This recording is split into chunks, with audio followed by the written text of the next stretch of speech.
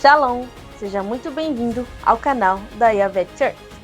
Inscreva-se e deixe seu like para que essa mensagem alcance ainda mais vidas e corações. Agora, prepare-se para receber uma palavra poderosa que vai fortalecer a sua fé e renovar a sua esperança. Deus abençoe você e sua família. Amém. Abram suas Bíblias em Jeremias capítulo 18, a partir do versículo 1. Misericórdia.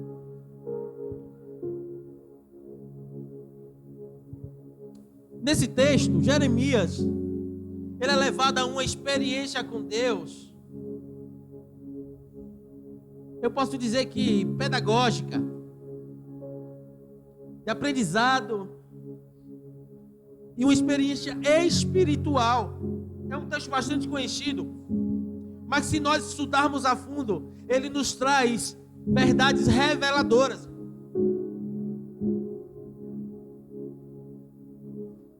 Jeremias 18:1. Jeremias capítulo 18, a partir do versículo 1. E Jeremias poderia simplesmente ter falado, ou melhor, Deus poderia ter falado com Jeremias no templo, ou no seu quarto, em oração. Deus poderia muito bem ter falado com ele em qualquer outro lugar. Mas nós vamos ler o texto e você vai ver que Deus diz assim: vai, Jeremias, desce a casa do oleiro. Cara, e como esse descer tem um significado forte. Estava conversando com o pastor Valassi. E quinta-feira a Natana, ela falou que domingo ia pregar sobre a casa do oleiro. E eu amanheci muito mal no sábado. E eu disse para o pastor Valassi: eu acho que Deus está me mandando descer a casa do oleiro para mim ter o que pregar no domingo. Cara, mas eu sei que o propósito do Senhor, ele nunca é em vão, cara. Que essa noite nós possamos ser ministrados por essa palavra, amém? Que o Espírito Santo de Deus abra nossa mente, nosso entendimento. E o primeiro versículo diz assim, pode abrir suas Bíblias. Palavra de Yahvé, o Senhor que veio a Jeremias orientando: dispõe-te e desce à casa do oleiro, e lá receberás a minha mensagem. Desce à casa do oleiro, e eis que estava lá concentrado na confecção de sua obra, sobre uma roda de madeira. Contudo, o vaso de barro que ele estava formando estragou-se em suas mãos, e ele refez, moldando outro vaso de acordo com o seu desejo. Então Yahvé dirigiu-me a palavra dizendo: por acaso não poderei eu fazer de vós como fez esse modesto oleiro em sua obra de barro? Indaga o Senhor: eis que, como barro nas mãos do oleiro, assim sois vós na minha mão, ó casa de Israel. Existe um momento em nossas vidas que Deus, ele não quer apenas falar, mas Deus, ele quer nos mostrar. Tem coisas que falando a gente não aprende, a gente não entende. Mas Deus disse: olha, querido, você tem que passar por isso aqui. Você tem que enxergar isso aqui que eu quero que você veja, para você aprender, para você ser moldado, para você ser transformado, para você ser curado. Tem coisas que não é apenas falando, veja. Geralmente nós pais falamos para os nossos filhos: filhos, não faz isso. Vai acontecer assim, assim, assim. Você como filho, você obedecia a seus pais? Porque eu não obedeci. Eu só aprendi na prática, quebrando a cara. Acho que 80% de nós, que assim é contado, os filhos que foram obedientes ao extremo com os pais. Concordam comigo? Sim ou não? Ou seja, tem coisas que para nós aprendermos é necessário nós vivermos. E olhando ali para a casa do oleiro, a casa do oleiro era um local de trabalho, era um local também de muito esforço, de suor, um local onde tinha sujeira, mas um local também onde as imperfeições, queridos, elas se tornavam belas. Quando o oleiro ele pega aquele pedaço de barro e ele coloca na roda, a roda mais antiga, geralmente ele tinha um pedalzinho assim que ficava assim com o pé e ela ia rodando.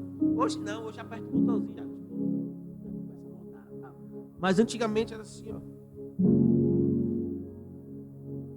E colocava um pedaço de barro, começava a rodar aquilo ali, ia passando as mãos, aquilo que era que não tinha forma, ele começava a ganhar forma. Ele começava a ser moldado. Ou seja, aquilo que era imperfeito, ele passa a ser perfeito. Assim somos nós, obra das mãos do Senhor. Mesmo imperfeitos, mesmo errantes, mas Deus, Ele não nos abandona, mesmo se nós estivermos rachados, mesmo se nós estivermos quebrados, Deus, Ele não nos abandona. Muito pelo contrário, Ele quebra tudo de novo e refaz. Porque para Deus derramar um vinho novo, Ele não pode derramar esse vinho novo em odres velhos, em vasos velhos. Os vasos, eles têm que ser novos, tratados, curados, sem manchas, sem rachaduras. Quem quer viver o novo do Senhor, amém? Então passe pela roda. Quem pegou? Sacode seu irmão aí, diga assim: pegou, meu irmão? Oi.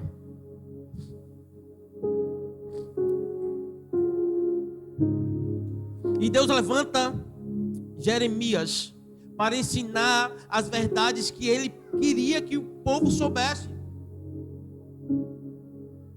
Assim como o oleiro molda o barro, Deus, Ele molda o seu povo do jeito que Ele quer.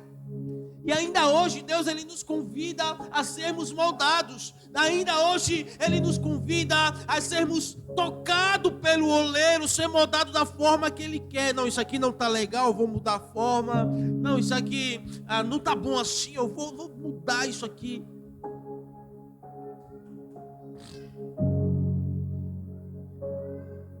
Falando sobre isso, sobre algo para ser mudado e transformado, eu consigo também lembrar de uma árvore que precisa ser podada.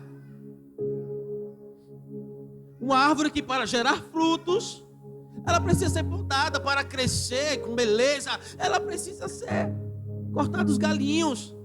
E o mais interessante é que quando a árvore ela é podada, fica uma árvore suruca, sem graça, sem jeito, não é verdade? Bem, assim somos nós. Quando nós começamos a ser podados pelo Senhor, a gente anda meio, meio triste, cabisbaixo. Mas aí passa-se o tempo,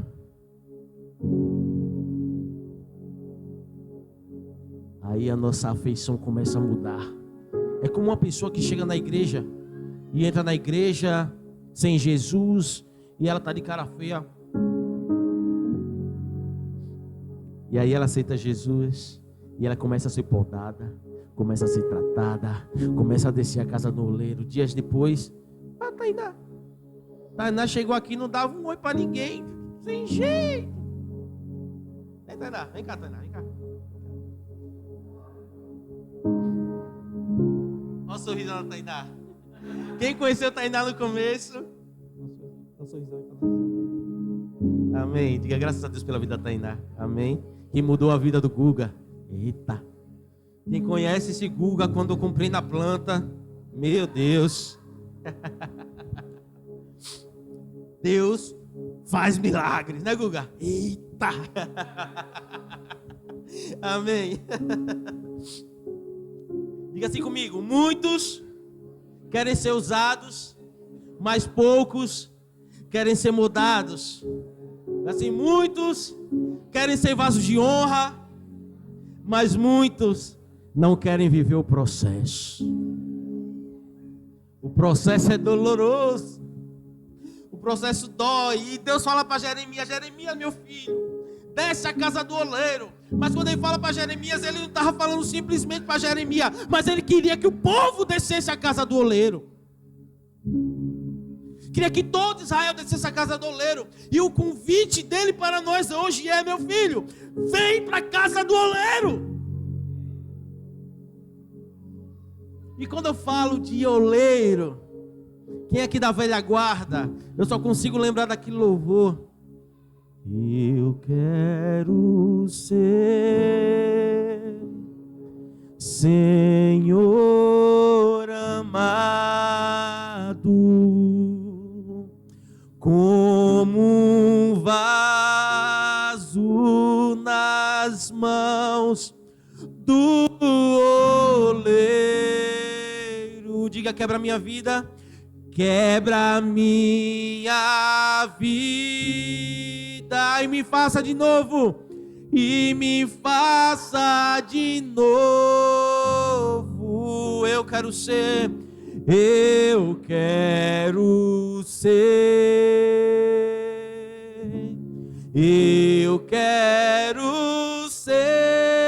Senhor. Diga: um vaso novo. Um vaso novo. Coloque sua mão para o céu aí e diga assim: Senhor, faz de mim um vaso novo. Senhor, me molda, Senhor, me transforma. Aleluia. Jeremias, ele profetizava em tempos difíceis. O povo de Judá, ele estava distante de Deus, estava contaminado pela idolatria, contaminado pela injustiça, e mesmo assim o Senhor não desistiu deles. Eu estava ouvindo um pastor essa semana, eu esqueci o nome dele, Eliseu, acho que é Eliseu, e ele estava falando sobre Elias quando vai para a caverna, e ele começa a choramingar para Deus. Aí alguns pegam essa vertente e dizem assim, Deus está falando para Jeremias: Jeremias, você está aí choramingando, mas tem mais 7 mil, 7 mil, né? Tem mais 7 mil profetas como você, Elias. Mas eu consigo olhar de uma forma diferente. E eu concordei muito com o pastor Eliseu quando ele falou sobre isso. Deus, ele está dizendo: Elias, tem mais 7 mil, Elias. E eu estou aqui falando com você, Elias. Eu não te abandonei, Elias. Eu fiz fogo descer do céu quando você clamou, Elias. Eu fiz você matar os 400 profetas de Baal, Elias. E você está choramingando por causa de uma ameaça de uma mulher. Eu sou teu Deus, Elias. Eu estou contigo, Elias. Então, mesmo você quebrado, mesmo como aquele povo de Israel, contaminado pela idolatria, contaminado pela injustiça, mas Deus não abandonou o seu povo. Deus, ele não te abandona.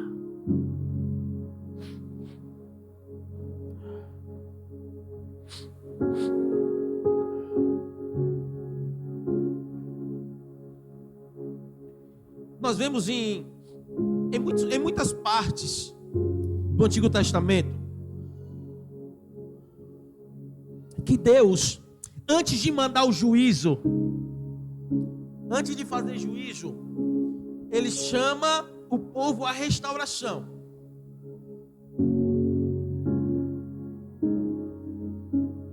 Ou seja,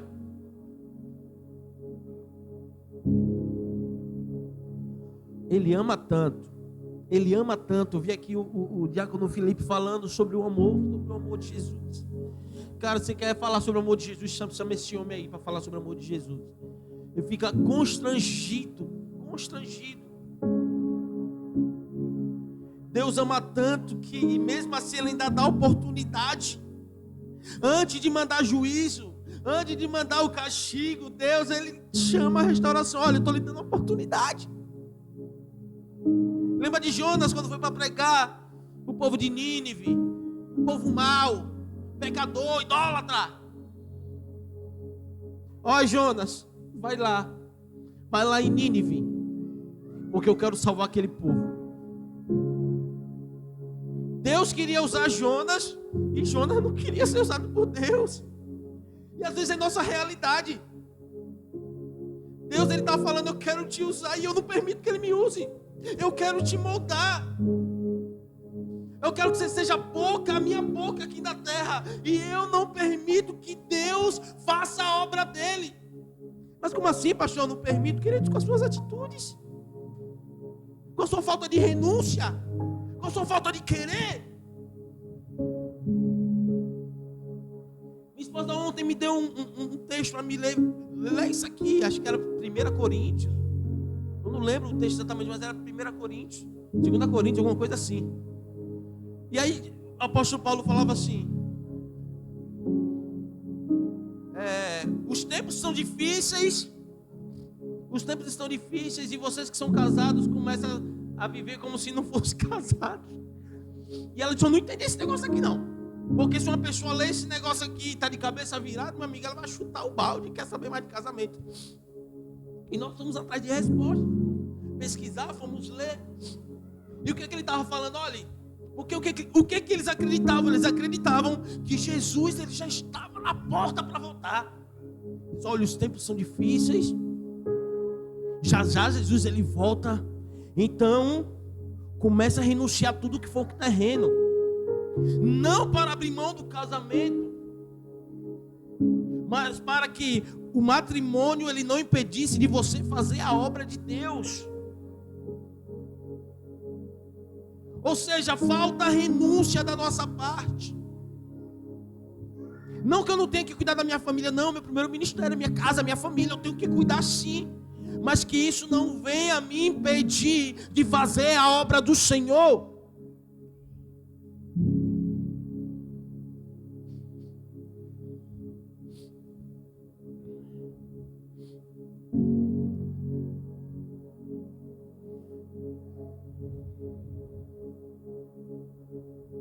E Deus, ele chama Jeremias, perdão. E Deus chama Jeremias para anunciar aquele povo entre aspas, uma condenação imediata. Melhor, não para mostrar uma condenação imediata, mas muito pelo contrário, Deus chama Jeremias para mostrar uma esperança no recomeço. Há muitas oportunidades para recomeçar.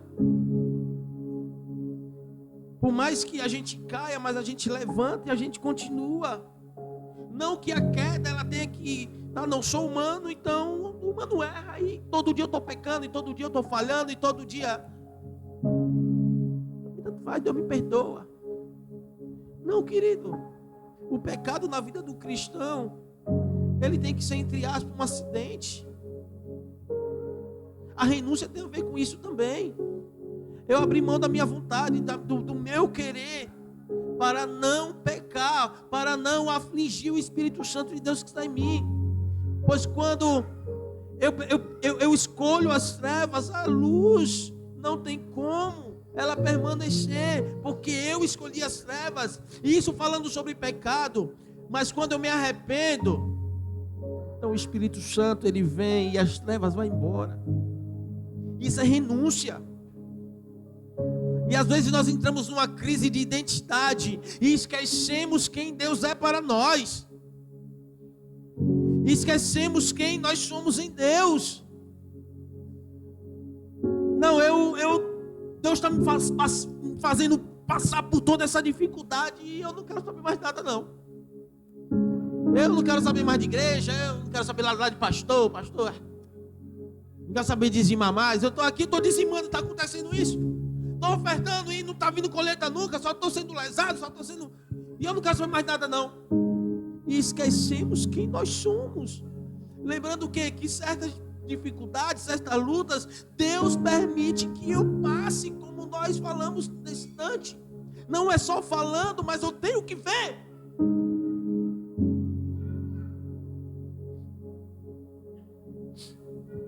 Querido, mas mesmo, eu digo isso do fundo do meu coração, mesmo que algo em sua vida pareça ser quebrado, que o oleiro Ele possa trabalhar em você. Tem alguma área de sua vida que parece estar quebrada? Deus, essa noite, Ele está consertando. Talvez você está com seus sentimentos todo quebrado. Deus, Ele está juntando os cacos. Ele está juntando os cacos.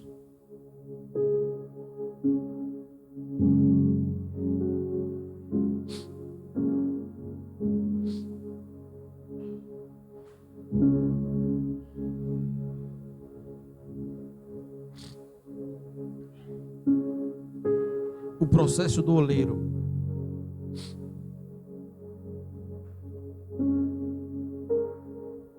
O trabalho do oleiro, ele é constante, paciente e preciso. Muitos cristãos querem os resultados do processo sem um tempo de tratamento. Mas o oleiro, ele sabe o momento certo de girar, de pausar, de fazer secar e depois de colocar no fogo para ser tratado aquele barro.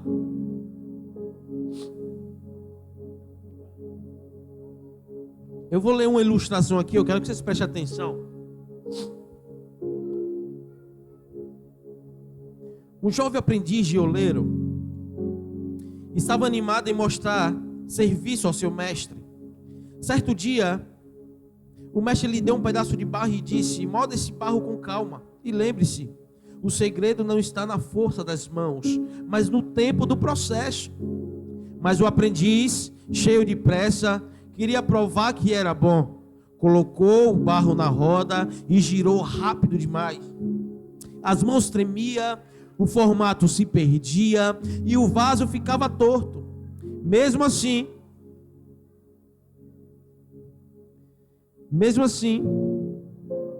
ele decidiu levar direto ao forno, sem deixar o barro descansar, secar e nem firmar.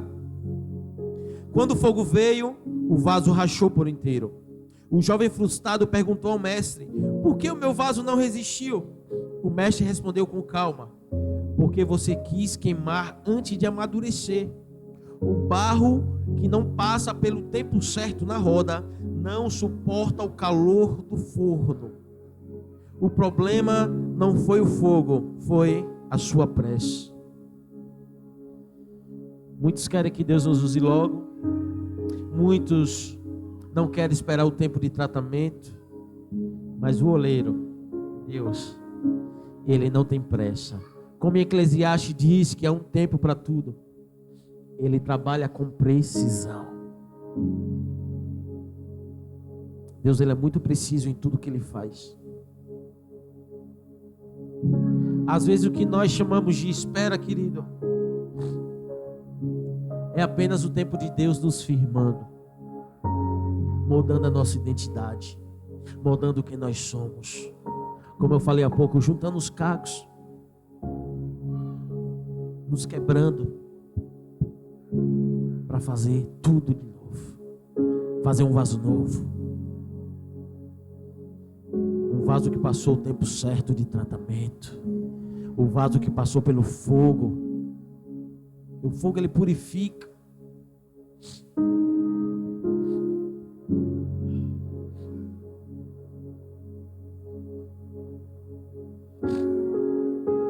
Deus, ele permite que as rodas da vida elas girem,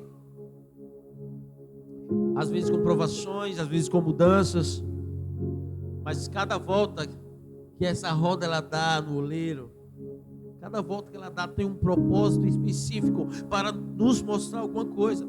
Romanos 8:28 diz assim: todas as coisas cooperam para o bem daqueles que amam a Deus.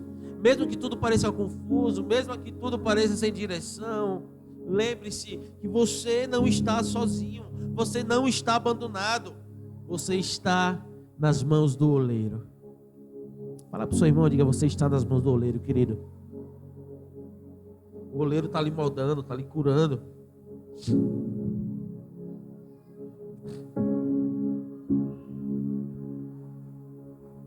Meu tempo está se encerrando, eu vou pular um pouco a ministração. Eu pedi para minha esposa ler a pregação hoje. Eu disse: meu amor, lê aí, vê se está bom para você. Eu disse: meu filho, com a pregação dessa eu falo 2 horas. Eu disse: pois é. Já são 8h57 e eu falei somente do primeiro ponto. Ai, Jesus. Mas já estou encerrando. O louvor sobe aí, por favor. Descer a casa do oleiro é mais do que um ato físico. É um chamado espiritual para ser tratado por Deus. Quando nós estamos na casa do oleiro, o vaso, ele aprende que estar nas mãos certas é mais importante do que estar perfeito. Veja só, ser quebrado por Deus é melhor do que ser endurecido pelo orgulho. O toque do oleiro traz vida nova, traz beleza e traz propósito. Você que entrou nesse lugar com seu coração endurecido, talvez chateado com alguma coisa, deixa o oleiro começar a mudar, porque você está nas mãos certas. Você está nas mãos certas.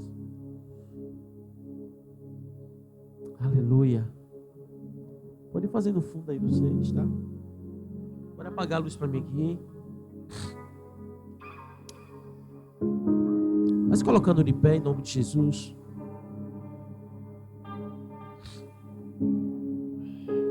Abaixe suas cabeças, feche seus olhos.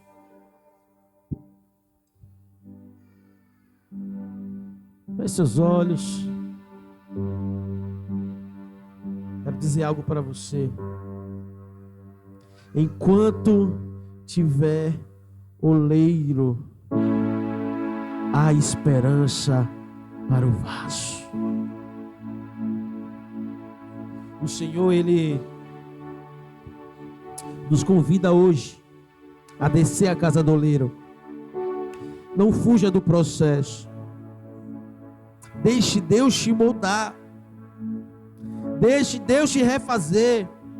Deixe Ele te usar novamente para a glória dEle. Se entregue por completo. O vaso que se entrega, o oleiro ele transforma. Mesmo estando sem forma, mesmo estando sem jeito, mas você está nas mãos certas. Você está na mão do oleiro. O oleiro que refaz, mesmo que você quebre na mão dele, mas ele está ali tratando, ele está ali curando, ele está mudando. Então espere o tempo de cura. Espere o tempo de tratamento. Espere o tempo de transformação. E deixe que o oleiro ele possa lhe usar.